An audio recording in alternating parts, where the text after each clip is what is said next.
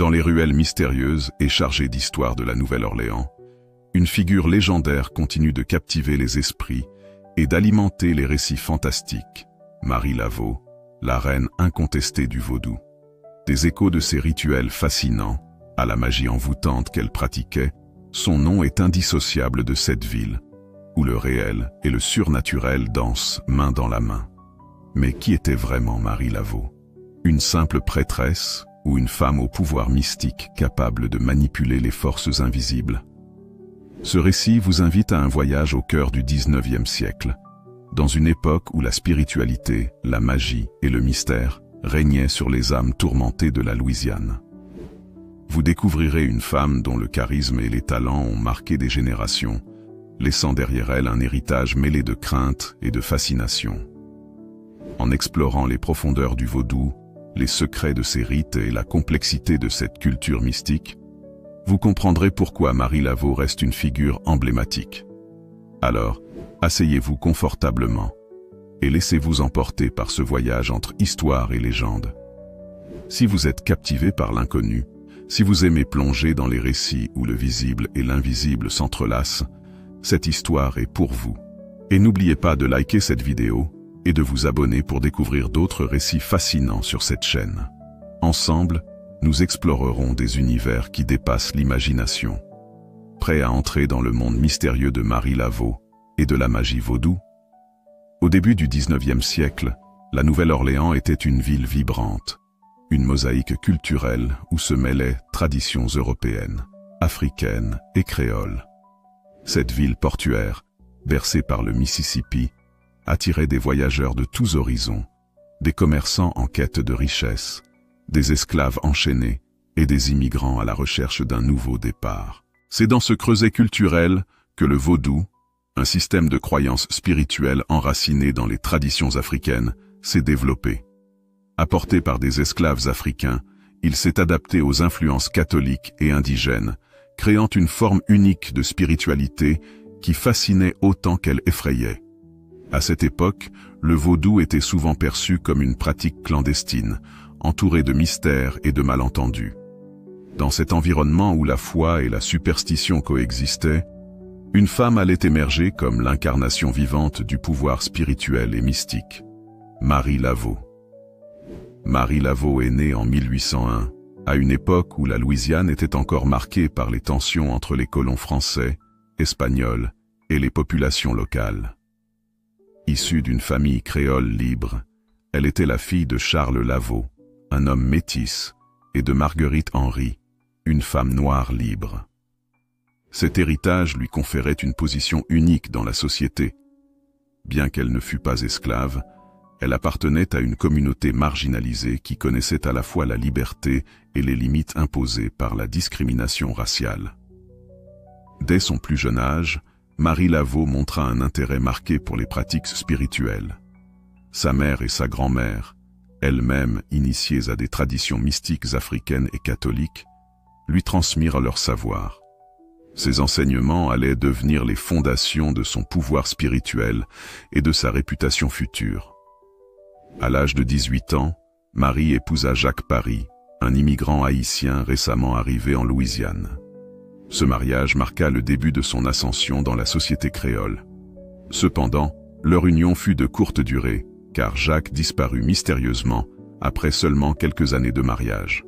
Officiellement, il fut déclaré mort, mais des rumeurs suggéraient qu'il aurait pu fuir ou être victime de forces surnaturelles. Après la disparition de Jacques, Marie Laveau devint connue sous le nom de Veuve Paris. Cette période de deuil marqua un tournant dans sa vie.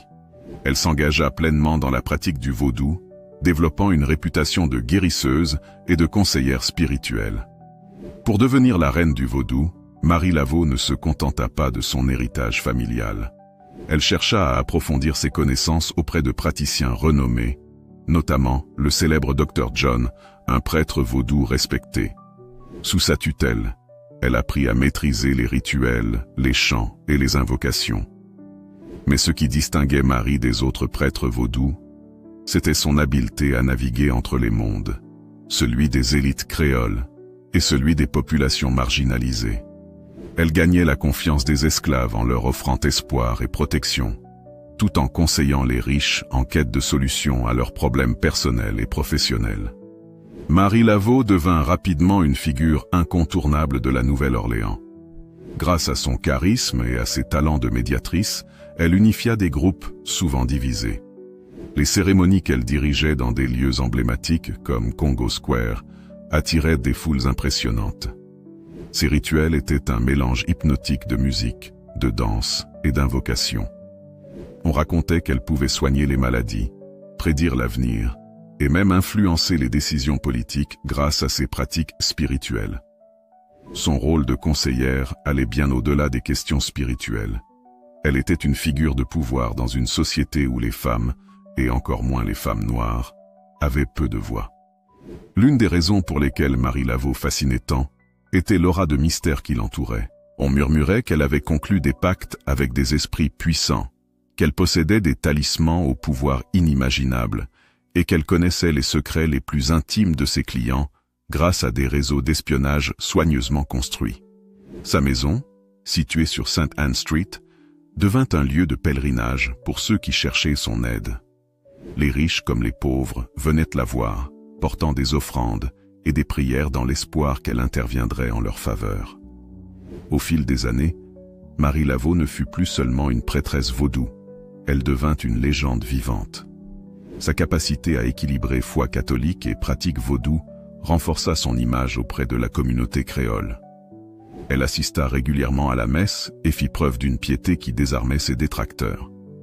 Pour comprendre la puissance et l'influence de Marie Laveau, il faut plonger dans le cœur de la pratique vaudou telle qu'elle existait à la Nouvelle-Orléans.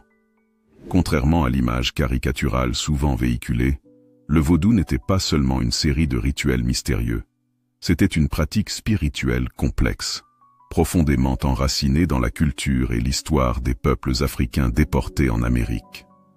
Le vaudou de la Nouvelle-Orléans était un mélange de traditions ouest-africaines, de catholicisme et d'influences autochtones. Les esprits, appelés Loa, occupaient une place centrale dans ces pratiques. Chaque Loa avait des caractéristiques spécifiques, et les fidèles cherchaient leur aide ou leur protection à travers des rituels, des prières et des offrandes. Marie Laveau, en tant que prêtresse vaudou, était considérée comme une médiatrice entre les esprits et les hommes. Mais elle n'était pas qu'une simple praticienne. Elle était une figure charismatique qui savait captiver son auditoire et inspirer la foi, même parmi les sceptiques. Les cérémonies dirigées par Marie Laveau étaient des événements spectaculaires, empreints de mystère et de ferveur. Congo Square, un lieu emblématique de la Nouvelle-Orléans, était souvent le théâtre de ces rassemblements. Des tambours résonnaient dans la nuit, accompagnés de chants envoûtants et de danses hypnotiques. Ces rituels attiraient des foules hétéroclites, esclaves en quête de liberté spirituelle, membres de la communauté créole et même des élites blanches fascinées par l'exotisme du vaudou. Les participants apportaient des offrandes, aliments, boissons, fleurs, pour apaiser les esprits ou demander leur aide. Marie Laveau, au centre de ces cérémonies, était une figure imposante. On disait qu'elle pouvait invoquer les Loas avec une telle intensité que les participants entraient dans des états de transe. Sa capacité à canaliser ses forces surnaturelles renforçait sa réputation de femme au pouvoir mystique inégalé. Un aspect fascinant de la pratique vaudou de Marie Laveau était l'utilisation des gris-gris, des talismans ou amulettes censées contenir des pouvoirs magiques. Chaque gris-gris était personnalisé en fonction des besoins du demandeur. Attirer l'amour, repousser les ennemis, garantir la prospérité ou protéger contre les maladies. Ces talismans étaient souvent composés d'ingrédients spécifiques, tels que des herbes, des pierres, des ossements ou des morceaux de tissu. Mais ce qui les rendait vraiment puissants, selon les croyances, était le rituel d'activation mené par Marie elle-même. On raconte que ces gris-gris étaient si efficaces que des hommes politiques, des avocats et des marchands influents venaient discrètement lui demander ses services. Certains prétendaient même que sa magie avait joué un rôle dans des affaires judiciaires ou des transactions commerciales majeures. Un sujet récurrent dans les récits sur Marie Laveau et la distinction entre magie blanche et magie noire. Bien que ces pratiques aient été majoritairement perçues comme bienveillantes, des rumeurs circulaient sur sa capacité à invoquer des forces plus sombres. Les récits populaires décrivent des situations où elle aurait utilisé sa magie pour se venger de ceux qui l'avaient trahi, ou pour protéger ses fidèles contre des injustices. Par exemple, on disait qu'elle pouvait lancer des malédictions sur ceux qui s'opposaient à elle, mais toujours avec un objectif moral ou spirituel justifiable. Cependant, Marie Laveau elle-même rejetait ces accusations. Elle se présentait comme une femme de foi, combinant harmonieusement le vaudou et le catholicisme. Son rôle d'assistante spirituelle et sociale auprès des plus démunis renforçait son image de bienfaitrice. La véritable source du pouvoir de Marie Laveau demeure un mystère. Certains affirment qu'elle avait un don inné pour comprendre les désirs et les peurs des gens, ce qui lui permettait de manipuler leurs émotions et de les guider spirituellement. D'autres pensent qu'elle avait accès à des connaissances secrètes, transmises par des générations de prêtres et prêtresses vaudou. Ces connaissances incluaient des recettes pour des potions, des prières spécifiques et des méthodes pour invoquer les esprits. Il est également possible que son pouvoir résidait dans son réseau d'informateurs. En tant que coiffeuse, Marie avait accès à de nombreuses maisons et écoutait les confidences de ses clients. Cette position stratégique lui donnait un avantage unique pour anticiper les besoins et les problèmes de ceux qui venaient chercher son aide. Un des aspects les plus intrigants de Marie Laveau était sa capacité à concilier le vaudou avec le catholicisme. Elle assistait régulièrement à la messe à l'église Saint-Louis et encourageait ses fidèles à faire de même. Cette fusion entre deux mondes apparemment opposés renforça sa légitimité. Pour beaucoup, elle n'était pas seulement une prêtresse vaudou, mais une femme pieuse, qui utilisait sa foi pour le bien de la communauté. Cette dualité lui permit de gagner la confiance de personnes issues de tous les milieux sociaux et de transcender les préjugés associés au vaudou. Des dizaines de récits circulaient sur les pouvoirs surnaturels de Marie Laveau. Parmi les histoires les plus célèbres, on raconte qu'elle aurait sauvé un homme accusé à tort de meurtre en intervenant lors de son procès. Selon les témoins, elle aurait utilisé un mélange de persuasion, de gris-gris et d'influence spirituelle pour obtenir son acquittement. Un autre récit parle d'une femme riche qui aurait demandé à Marie de l'aider à retrouver son amant infidèle. Après un rituel complexe, l'homme serait revenu, suppliant son amante de lui pardonner. Ces histoires, vraies ou exagérées, contribuèrent à renforcer l'aura mystique de Marie Laveau et à la transformer en une figure quasi mythologique. Si Marie Laveau était admirée par beaucoup, elle n'était pas à l'abri des critiques et des suspicions.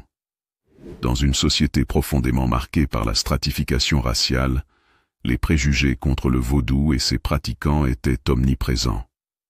À mesure que sa renommée grandissait, elle devint une cible pour ceux qui voyaient en elle une menace à l'ordre établi.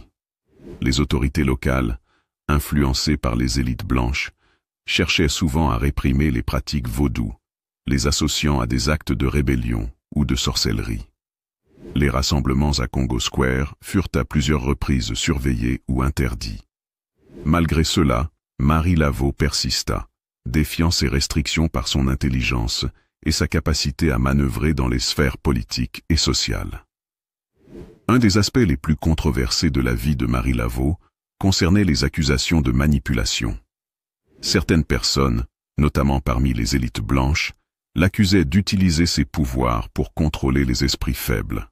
Des rumeurs prétendaient qu'elle hypnotisait ses fidèles, les rendant entièrement dévoués à sa cause. Ces accusations étaient souvent alimentées par des récits exagérés ou inventés. Par exemple, on racontait que Marie pouvait invoquer des serpents géants pour intimider ses ennemis, ou que ses potions pouvaient provoquer des visions terrifiantes. Ces histoires, bien que sans fondement, renforçaient l'aura mystique qui l'entourait tout en alimentant la méfiance à son égard. Mais Marie Laveau, habile communicante, savait répondre à ces critiques. Elle se présentait comme une femme pieuse, dédiée au bien-être de sa communauté. En combinant foi catholique et pratique vaudou, elle déjouait les tentatives de ses détracteurs de la discréditer. Dans le monde du vaudou, Marie Laveau n'était pas seule. D'autres prêtresses et prêtres pratiquaient leurs propres rites et avaient leurs propres adeptes. Certaines rivalités naquirent, notamment avec ceux qui jalousaient sa popularité ou remettaient en question son autorité spirituelle. Des affrontements symboliques avaient parfois lieu lors de grandes cérémonies publiques. Par exemple, d'autres prêtresses tentèrent de prouver qu'elles avaient une connexion plus puissante avec les Loas, en exécutant des rituels spectaculaires ou en lançant des défis à Marie. Mais elle restait inébranlable, souvent soutenue par la ferveur de ses fidèles et son charisme indéniable. Malgré son statut de reine du vaudou, Marie Laveau n'était pas à l'abri des épreuves personnelles. La perte de son mari, Jacques Paris, fut un traumatisme qui la marqua profondément. Bien qu'elle soit devenue une figure publique, elle resta une femme profondément attachée à sa famille et à ses racines. Elle eut plusieurs enfants, mais beaucoup d'entre eux moururent jeunes. Une tragédie commune à l'époque. L'une de ses filles, également prénommée Marie Laveau, suivit ses traces et devint elle-même une figure respectée dans le vaudou. Cependant, cette transition suscita des confusions, certains croyant que la première Marie Laveau avait acquis l'immortalité. Ces pertes personnelles ajoutèrent une dimension humaine à sa légende. Derrière la prêtresse mystique se cachait une femme résiliente, capable de surmonter les épreuves les plus douloureuses. À mesure que sa réputation grandissait, les récits sur les pouvoirs extraordinaires de Marie Laveau se multiplièrent. Certains prétendaient qu'elle pouvait apparaître à plusieurs endroits en même temps, un don attribué à sa connexion spirituelle avec les esprits. D'autres histoires racontaient qu'elle avait le pouvoir de contrôler les animaux, notamment les serpents, symbole central dans la mythologie vaudou. Un serpent nommé Zombie était souvent associé à elle, considéré comme un esprit protecteur qui amplifiait ses capacités mystiques. Mais l'une des légendes les plus fascinantes concernait sa prétendue immortalité. Après sa mort en 1881, des témoins affirmèrent l'avoir vue dans les rues de la Nouvelle-Orléans, dirigeant des cérémonies ou conseillant des fidèles. Ces récits renforcèrent l'idée qu'elle était plus qu'une simple mortelle, qu'elle avait transcendé les limites de l'existence humaine. Les élites blanches de la Nouvelle-Orléans entretenaient une relation ambivalente avec Marie Laveau. D'un côté, elle la craignait pour son influence sur les classes populaires et son pouvoir supposé sur les forces invisibles. De l'autre, elle reconnaissait son intelligence et sa capacité à naviguer dans un monde complexe. Certains membres des élites venaient discrètement la consulter pour des affaires personnelles, des disputes familiales, des questions d'héritage ou même des rivalités politiques. Ces visites secrètes démontraient l'étendue de son pouvoir qui transcendait les barrières sociales et raciales.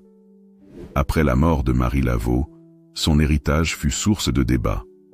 Certains voyaient en elle une figure héroïque, une femme qui avait su unir des communautés divisées et redonner espoir aux opprimés. D'autres la considéraient comme une manipulatrice, exploitant les croyances pour asseoir son pouvoir. Ces controverses alimentèrent sa légende. Des livres, des articles et des témoignages divergents renforcèrent l'aura de mystère qui entourait sa vie.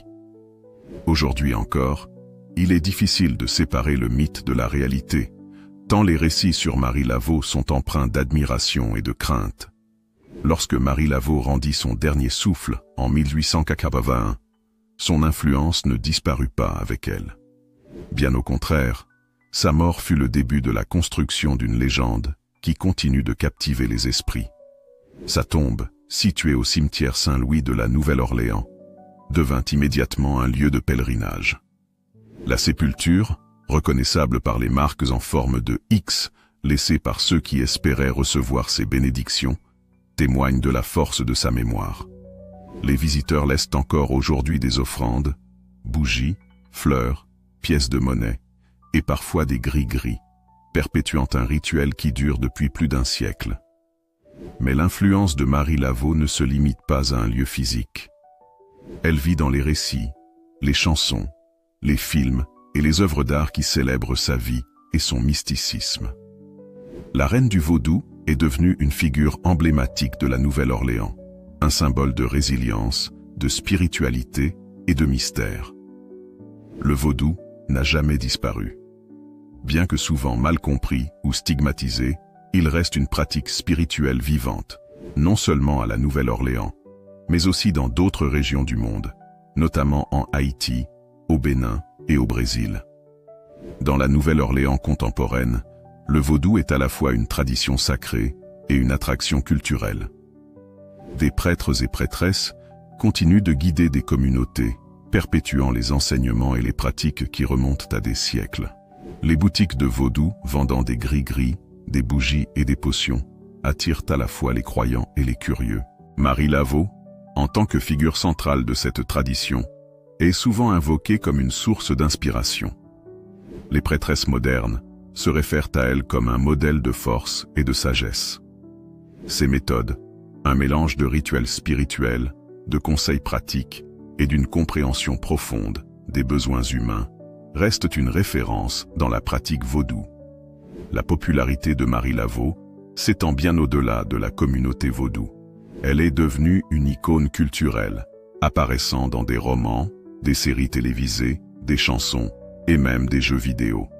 Des œuvres comme American Horror Story, Coven ont contribué à introduire son nom à un public mondial. Dans cette série, son personnage est représenté comme une figure puissante et mystique, à la fois fascinante et redoutable. Bien que cette version soit largement romancée, elle illustre l'impact durable de sa légende.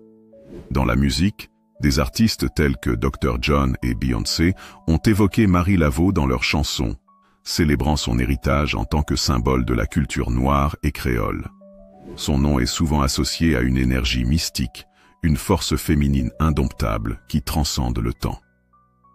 Marie Laveau incarne également une figure de pouvoir féminin, ce qui lui a valu d'être adoptée comme un symbole par certains mouvements féministes. À une époque où les femmes, en particulier celles issues des communautés noires et créoles, étaient marginalisées, elle a réussi à s'imposer comme une leader respectée. Son rôle de médiatrice, de guérisseuse et de conseillère a inspiré de nombreuses femmes à revendiquer leur propre pouvoir spirituel et social. Dans la spiritualité moderne, elle est souvent invoquée dans des cercles de femmes cherchant à se reconnecter avec leurs racines ou à trouver de la force dans des figures historiques. Bien que la popularité de Marie Laveau et du vaudou ait augmenté, cela s'accompagne également de controverses. Certains critiquent la manière dont le vaudou est souvent réduit à des stéréotypes ou utilisé comme une simple attraction touristique. Les cérémonies et pratiques, souvent profondément spirituelles, sont parfois décontextualisées ou exagérées pour plaire à un public non initié. Des figures comme Marie Laveau sont alors présentées comme des personnages mythiques, plutôt que comme des individus complexes ayant joué un rôle historique réel. Les praticiens du vaudou, eux, rappellent l'importance de respecter ces traditions et de reconnaître leur signification culturelle et spirituelle. Marie Laveau, disent-ils, mérite d'être honorée non seulement pour son mysticisme, mais aussi pour son rôle dans la lutte pour la justice et la dignité humaine. L'héritage de Marie Laveau est riche et multidimensionnel. Elle n'est pas seulement la reine du vaudou, mais aussi une pionnière, une guérisseuse et une icône culturelle. Sa vie et son influence démontrent le pouvoir des croyances et de la spiritualité dans la résistance aux oppressions sociales et culturelles. Aujourd'hui, son nom continue d'inspirer des générations. Que ce soit à travers la mémoire de sa tombe, les cérémonies vaudou ou la culture populaire, elle reste un symbole de force et de mystère. Ainsi s'achève notre voyage à travers la vie fascinante de Marie Laveau. Son histoire nous enseigne que le pouvoir spirituel et la résilience humaine peuvent transcender les époques et que même dans l'adversité, il est possible de laisser un héritage durable. Merci infiniment d'avoir suivi cette vidéo jusqu'à la fin. Votre présence et votre engagement signifient énormément pour nous. Nous espérons que ce voyage à travers l'histoire fascinante de Marie Laveau et la magie vaudou vous a captivé et transporté dans l'univers mystérieux de la Nouvelle-Orléans. Si cette histoire vous a plu, n'oubliez pas de liker la vidéo pour nous montrer votre soutien. Cela nous motive à continuer de vous offrir des récits encore plus intrigants et immersifs. Abonnez-vous à la chaîne et activez la cloche pour ne manquer aucune de nos prochaines vidéos. Des histoires mystérieuses, des légendes fascinantes et des secrets oubliés vous attendent. Enfin, n'hésitez pas à partager vos impressions en commentaire. Quel aspect de cette histoire vous a le plus marqué? Nous adorons lire vos retours et échanger avec vous. Merci encore pour votre soutien et à très bientôt pour une nouvelle aventure extraordinaire.